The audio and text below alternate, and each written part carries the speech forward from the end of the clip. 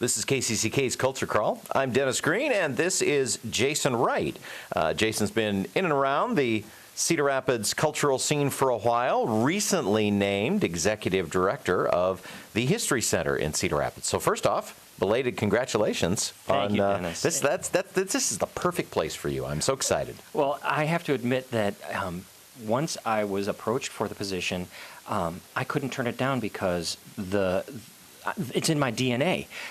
First of all, I'm a history just fanatic, and I love this town, and the fact that I have the opportunity to reimagine with the board and the staff and all of our supporters everything about this museum, it was just too sweet an opportunity not to turn down, not to turn down. Yes. Triple negative I got myself into there. The History Center is going through a ton of changes right now. For those who maybe have not been following it that closely, the old building's been closed for a while, and you guys are a little bit of a limbo now as you're getting ready to move into your new location. I like to use the word nomadic. Okay. That's certainly got a better ring than purgatory. Exactly. Although I think I have a little bit of time reserved there. Indeed, the First Avenue building sold quicker than we could imagine, and Steve Emerson has brilliantly turning it into a daycare preschool kind of situation. So it's putting great use to a fabulous building. But we had this amazing opportunity to purchase what is the Douglas Mansion. A lot of people know it as the Turner Funeral Home right there across the street from the fire department. And it became, when we purchased it, probably the most valuable artifact that we have. And we're going to be able to deploy this artifact in a way that is going to tell extraordinary stories of Linn County. Well, it has such an amazing story background. Of course, it is the house that the Douglases traded to Mrs. Sinclair for Bruce Moore. Exactly. And the carriage house is, of course, the Grant Wood studio. You know quite a bit of this story, actually. We can tell so many stories that are actually complementary to the Museum of Art, because we can tell the Grant Wood stories, his life story, while they can tell his artwork story. We've got our friends over at Bruce Moore that can tell the Sinclair story, obviously, while we started out with the Douglases in the house. So we've got those stories to tell. But the house was also right on the Lincoln Highway. We've got that story. Oh, yeah. We've got the architectural story. And the other story that we can tell that is, to me, the most, in some ways, because I know the least about it, I'm just digging into it, is the funereal story. It was a funeral home for 80 years. For decades, yeah. As a matter of fact, we have right now, we had a funeral director come and take a picture of a crematory oven that we have. That's a child's crematory oven. Not many of them are around anymore. And if you think about it, when the Douglases sold the place to the Turners, this was in the early 20s. And a child born had about a 1 in 6 chances of not making it to their 6th birthday. And so there were these tiny little ovens. And so we have this funereal story that we could also tell. But we're not just going to be a house museum. We're not just going to be, Bruce Moore does a great job. The Granger House does a fantastic job being a house museum. We're here to tell the stories of Linn County. Well, and that's the thing. You've got a lot of rooms now to fill up with stuff. And we don't know what we're going to do then. And that's one of the reasons that we are having a community gathering coming up on the 1st of September. That's, yes, this Tuesday. We are asking everybody in the community to come to the African American Museum. And there, it's going to be hosted or facilitated by Quinn Pettifer from the Gazette. And it starts at 5:30. And no, we are not serving dinner, but there will be cookies and water. But we're going to ask the community, what stories do you want us to tell? We told a very great story before, sort of a linear story of this is the way it was when the indigenous peoples were here, and then when Oswald Shepard brought his cabin, that's what it was like. But there are so many great stories, and I'm sure that your listeners can all attribute or all tell their own great stories of Linn County, whether them growing up, what it was like for their grandparents. So we want to know what kind of stories the community wants to tell. We also wants us to tell. We also want to find out what kind of programs the public wants us to have.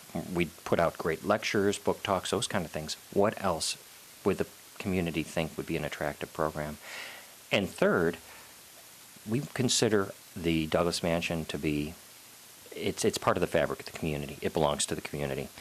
We want to be a place where people can come and have events, whatever those may be. The third question then that we would like the community to answer is, what kind of events do you want to have at the Douglas Mansion? So that's the exciting part, is that we get to program everything that the History Center does from now on.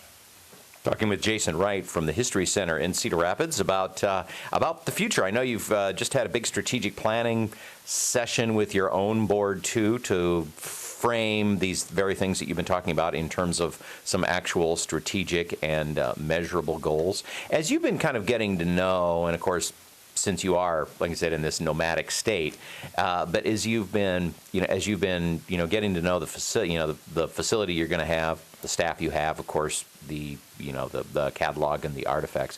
What do you think are the History Center's biggest strengths? The biggest strengths, no question, it came out of this strategic plan you're talking about, are our artifacts. The stories that we can punctuate with these artifacts are myriad. As a matter of fact, when I first walked into the area that we now have our collection stored, I felt like I was in that last scene of the Raiders of the Lost Ark. You walk in, and it is just shelves and shelves and shelves of the most amazing, precious, and sometimes strange and unique things. And although we tell the Lynn County story, to me, coming from Chicago, I recognized a lot of these things from my own youth. And so I feel like we tell the Midwestern story through a Lynn County lens. And, of course, we have one of those artifacts right here at KCCK, as we are the temporary home for the Danceland piano. Absolutely. And we've been having a little fun with that, and anticipate having some more, having some more programming around that as time goes by. So thanks for loaning that to us. It's been great fun. Well, and frankly, about 8 years ago, you promised me that I could play it someday. Are you going to let me play it someday? Absolutely. We'll have to do that, but yeah, we'll have to make sure that happens before it moves out. That'd be terrific. And I know that everything's kind of up in the air right now, but I think that where the Douglas Mansion is concerned, kind of the elephant in the room, is accessibility, because it is a mansion with multiple floors, and you've got to walk up some stairs to get there. Mm-hmm. What kinds of things are you thinking about to make sure that the museum is as easy for people to get into and out of as the First Avenue site was? We are working with an architect that is going to assure that we get as close to ADA compliance as that building will allow, keeping in mind that it is a historic register building. So there's some things you can't do. We can't be taking down walls. Yeah, you can't put in giant freight elevators. Exactly. So the good news is that someone, a previous owner, we believe it was the Turners, installed an elevator that goes from basement to second floor. So that takes care of one side of the compliance. The other, ADA compliance, or handicapped accessibility, we're going to make sure we have plenty of parking spots. Now, the one thing that we probably will not be able to work around is the front steps. Those are not really going to be able to be recreated in one way or another without going out of compliance with the historic preservation folks. So, and the good news is that the handicap parking spots are actually at the back of the building, towards the alley. By the elevator. By the elevator, exactly. Boy, somebody was really smart. Exactly. So we're going to have a very wide door there that is going to be the handicapped accessible door that can get folks up. There's also a ramp that's already in, and it's not quite at the degree that is ADA compliant, but with ramps, then it becomes into compliance. So we have both a ramp and an elevator to get everybody up. Third floor is going to be a question mark, in that the elevator does not go up that high, and it's a big space, and we haven't decided how we're going to deploy that space yet. But if we use it for the public, then we are going to make sure that we work with the historic preservation folks, with the city, making sure that we get that into accessibility compliance. Well, I knew you had a plan for that. And bathrooms, absolutely bathrooms that are going to be compliant. Oh, and bathrooms. Oh, yeah, plenty of those. As a matter of fact, there are more bathrooms in that place than you can ever imagine. Oh, really? All these little nook bathrooms that were installed at one time or another. Interesting. So, again, the community meeting is this Tuesday. Yes.